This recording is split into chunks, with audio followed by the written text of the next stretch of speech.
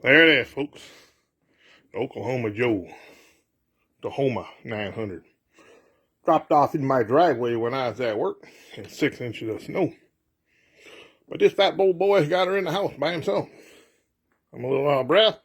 I'm going to spend the next 4 hours trying to put this together. Alright, folks, I'll check back with you if anything goes wrong. Alright, guys, we're going to do a walk around. I got all the parts scattered everywhere. Let me come over here. We're going to get, there's the hardware it comes with. You got your books. They throw in a couple of stickers. Explain some of the stuff for your quick starts. And you definitely want to take time to read your book. Don't act like you can put it together without a book. Got your serial numbers. Make sure you go online and register your grill. Alright, now let's do a walk around. I got all the parts scattered everywhere. We'll try to hit them all up. Alright, here's the firebox. Inside this firebox, I ain't kidding you folks, they had it packed like a jigsaw puzzle. Getting everything out of there was quite the chore, so glad you ahead of time, but be patient, take your time, and you gotta undo it like a jigsaw puzzle. They don't come out easy. Alright. The metal. Metal's not bad. It's not as thick as my Weber smoke fire, but it's right up there with the Pit Boss metal thickness. That's not bad at all. You know, you got your smokestack comes out here. You walk around the firebox. Any of this white stuff you see is from the styrofoam rubbing and shipping. That's just styrofoam dust. Alright, you got your cord. It's gonna run your electronics. Alright, let's go over here. We have the heavy, this was heavy. These things weigh a ton, folks. Comes with the hook. And you got the hook for the back. And these are your tool hooks. Alright. Then we go over here. We got the controller. Alright, that's pretty fancy looking. Down here we got the shelf. Comes with these 2 zip ties. I imagine that's to tie up some wire or something. And then we got our heat shield. It's coated with the white oil. We'll get to that in a little bit. I was hoping this would be a little thicker. I don't know how long before this burns out, but we'll see. You know, Scotty's going to run this all summer, so we'll see. Alright, we'll get back to that in the next video. You got your wheels. You got more bracelet. You got the top shelf. Not bad, just a normal shelf, but ain't no different than any other grill. They ain't heavy duty or nothing. Then you got all these other parts. See the different colors? They're not black.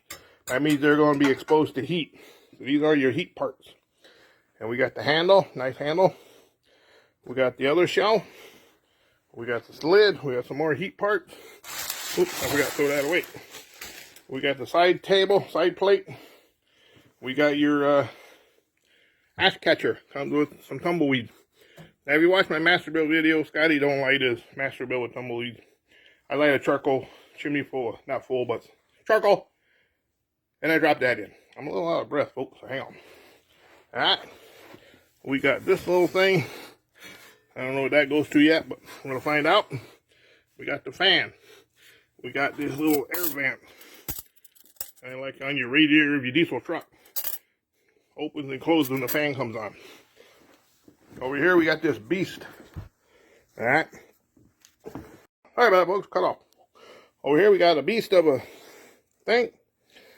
Like I say, it's all heat. So time will tell how long they last before it burns out.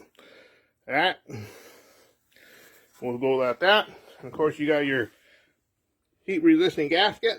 The buttons are all up. Alright. We already covered the ash drawer. What else we got? Side panel, plate, the axle, more side covers, the dampener with the switch. We'll get to more of that when I get it together. Hardware, more covers. Oh, them are the legs. Alright. And that's got to do something with heat, I imagine. Okay, folks. Just thought I'd give you a walk around of all the parts. We'll go into more detail when we get it all together. Be right back, folks. Alright, guys. Very important that you put this fire brick. They say this is a fire protector. The steel down there lasts longer from the heat. But I think maybe I'm going to glue mine down somehow. I roll these around my yard a lot, and that fire brick there could pop out and fall down into the ash pan. And I thought I'd just bring you back and show you that. Maybe Oklahoma Joe could have found a way to glue that there. Alright, we'll be right back, folks. Alright guys, when you're assembling the bottom, you're going to have cords. They want you to put both these cords through the hole. And the black cord goes through that hole. Directions are kind of vague. You know, you got a diagram, but just thought I'd point that out. Don't forget, get them cords through them holes before you start anything else. Alright, stop back in real quick. I was in a sheer panic because I couldn't find the wheels. They stuffed them in here, folks. So don't panic. If you can't find your wheels, they're hidden inside the charcoal box really good. I was losing my mind, folks. Alright, I'll bring you back if I have any more trouble, folks. Alright guys, there it is, all assembled. Total assembly time on this, folks, took me 3 hours. That's the fat old guy, just using one screwdriver, and a 15-month-old granddaughter who keeps stealing my parts. But it took me 3 hours. Let's do a quick walk around. Then I'll fire this up. We'll do a little burn off. I ain't much of the burn off type of guy. Anyways, what they do is they coat the inside of this stuff with this white mineral oil. It's food grade. It's edible. Won't hurt you. You know, it ain't like motor oil for your car. Anytime anything that contains food has to leave a factory, they put mineral oil on it. That's edible. Alright, there it is. Walk around. We got not quite rubber wheels, they're more of a hard rubber. Ain't a soft rubber, but pretty heavy duty. This thing is a tank, folks, let me tell you. Very easy to put together. The sticker on here came off really good. No problem there. Sticker on the lid I got off, no problem, but just left a little blue residue. I don't know why they put stickers on grills that they ship to people. You know, leave the sticker on the grill that in a display at a store, but if you're going to ship a grill to a person, leave the stickers off. We don't care about stickers. We got the book. Alright. We got the cast iron grates, which I already put an order in at grill grates. I'm going to replace these with some grill grates. Alright. This shelf adjustable in 2 spots, but it don't slide. Just so you know, if you want to slide it out, it ain't working. We'll throw a brisket on that top rack tomorrow. Alright, check out this handle. Got a cool rotating handle. I love that very much. Other thing I didn't really like is around here, it's not really watertight. I can still see air gap in there. So I might put some silicone around that, take it off and redo it.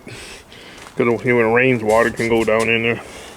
Expanded metal, not the thickest, but it's pretty cool. The snow and rain and everything go right through there. I like that. The looks of this is cool. There's really nothing bad I can say about it as far as putting it together real easy. You got the dampener. You open it to run it. When you're done, shut it, snuffs the fire out. Alright, we got gaskets, way better gaskets than the Masterbuilt. Alright. Got a rubber handle on here. Keeps you cool. These latches are heavy duty. There's nothing cheap about these latches, folks. They're awesome. Ah, that's good. The other bad part, there's no handle on here to move it, folks.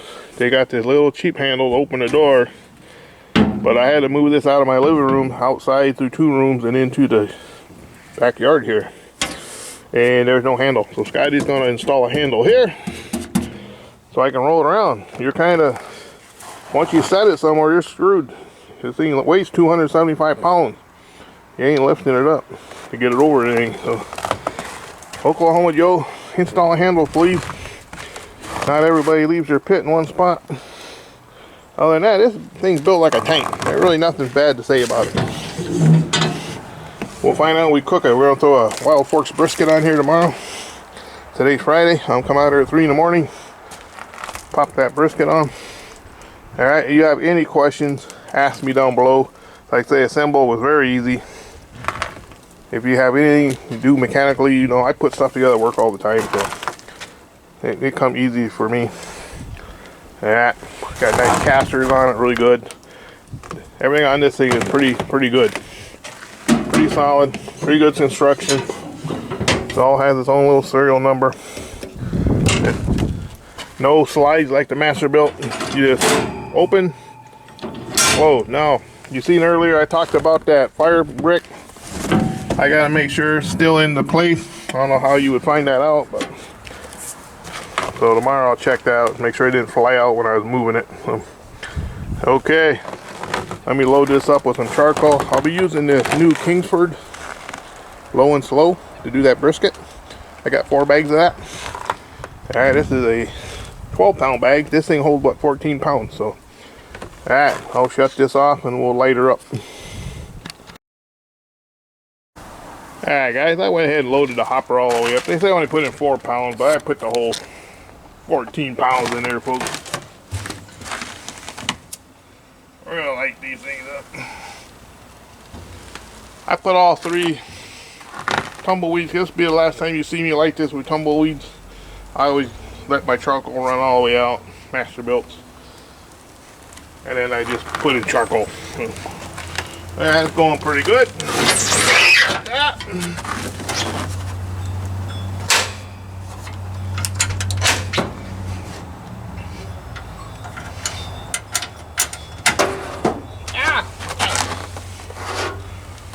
Alright, there's a lid switch over here and a lid switch down there. I forgot to mention that. Alright, we're going to shut this. Alright. So we'll see if we got power.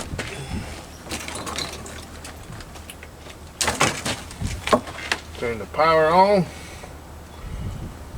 That's on. Don't set the temperature. Alright, folks. It says to wait a few minutes. Oh, we got to open this lid though, folks. We get some smoke rolling. It's just like the Masterbuilt. You got to wait a little while. I mean, it lights the same way before the fan kicks in. You know, get it going first. Give it 5-6 minutes. We'll be right back, folks. Alright guys, the fan kicked in. You can hear the fan running. It is about 12 degrees here in the backyard in western Wisconsin. So this thing started up outside at 12 degrees. That's a pretty good sign. Alright. We don't know what else to tell you. We'll just go hanging on. Warm her up. I guess we can shut the lid. There really ain't a lot of oil in here to burn off, but we're just going to heat it up. Like I said before, this is all food grade oil we put on. Anything that leaves our factory that food touches, always got that on there. It's edible, so it might not taste the greatest, but it won't hurt you. This thing, another thing is, this thing is tall, folks. I mean, the grate is right up to my fat belly, so you can't beat that. I love that. It is tall. You're not stooping over. I'm kind of close here, folks. I'm gonna bring you back. There we go.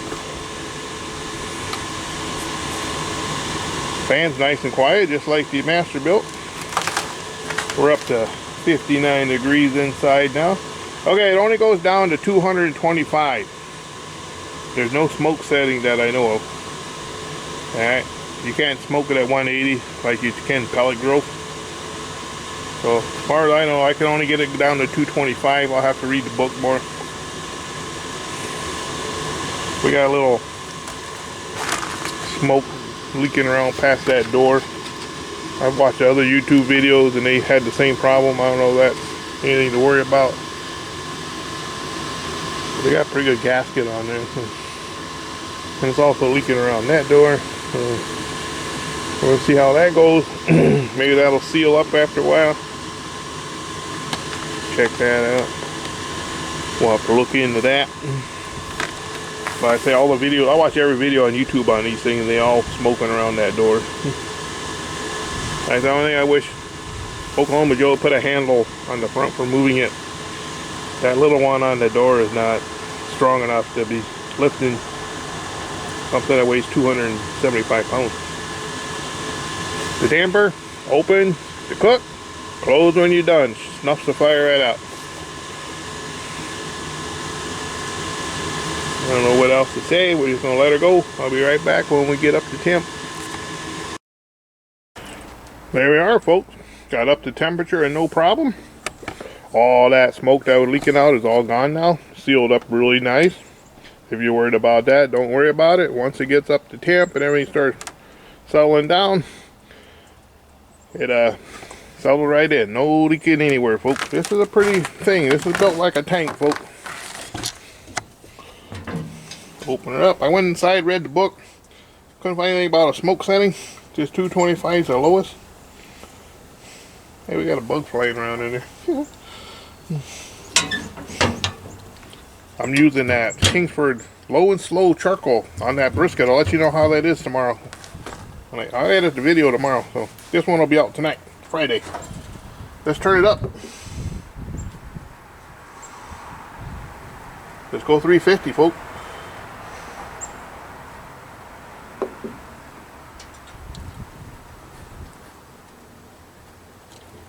I don't hear no fan kicking in. Oh, the little light come on for the fan. Oh yeah, there is a fan. Oh yeah, he's crooked now, folks. If you have any questions you want to know, just ask. Okay, now I turn it up to 350 and now it's starting to leak out of the door gasket. It seems to go away once it reaches temperature for some reason. I don't know, but it seems to be alright after it reaches the temperature. I don't think that's anything to worry about. You can smell the mineral oil cooking off. It is 4 o'clock in the afternoon. I gotta get my butt to bed, so I can get up at 3 and put this brisket in for you.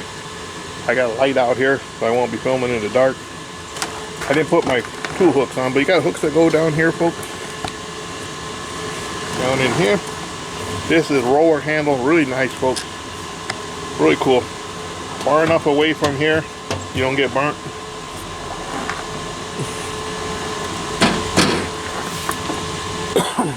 I hardly ever grill on a gravity fed.